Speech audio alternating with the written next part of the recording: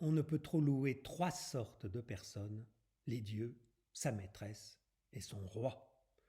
Malherbe le disait, j'y souscris quant à moi, ce sont maximes toujours bonnes. La louange chatouille et gagne les esprits.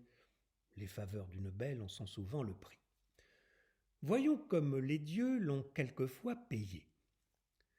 Simonide avait entrepris l'éloge d'un athlète, et, la chose essayée, il trouva son sujet plein de récits tout nus.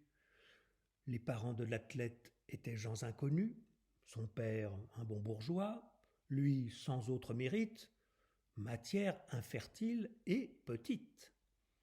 Le poète d'abord parla de son héros. Après en avoir dit ce qu'il en pouvait dire, il se jette à côté, se met sur le propos de Castor et Pollux.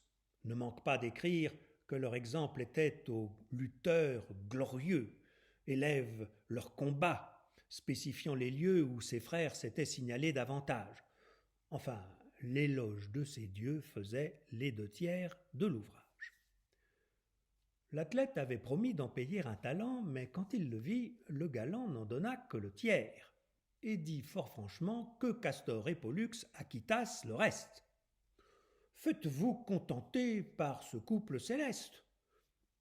Je veux vous traiter, cependant, venez souper chez moi. Nous ferons bonne vie. Les conviés sont gens choisis, mes parents, mes meilleurs amis.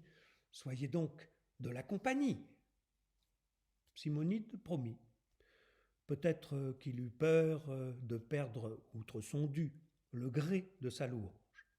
Il vient, l'on festine, l'on mange. Chacun étant en belle humeur, un domestique accourt, l'avertit qu'à la porte, deux hommes demandaient à le voir promptement. Il sort de table, et la cohorte n'en perd pas un seul coup de dent. Ces deux hommes étaient les Gémeaux de l'éloge. Tous deux lui rendent grâce, et pour prix de ses vers, ils l'avertissent qu'il déloge et que cette maison va tomber à l'envers. La prédiction en fut vraie. Un pilier manque, et le plafond, ne trouvant plus rien qu'il était, tombe sur le festin, brise plats et flacons, n'en fait pas moins aux échansons. Ce ne fut pas le pis, car pour rendre complète la vengeance due au poète, une poutre cassa les jambes à l'athlète et renvoya les conviés pour la plupart estropiés. La renommée eut soin de publier l'affaire. Chacun cria miracle. On doubla le salaire que méritaient les vers d'un homme aimé des dieux. Il n'était fils de bonne mère qui, les payant à qui mieux, pour ses ancêtres, n'en fit faire.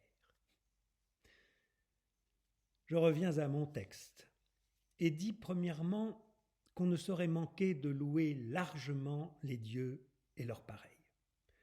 De plus, que Melpomène souvent, sans déroger, trafique de sa peine.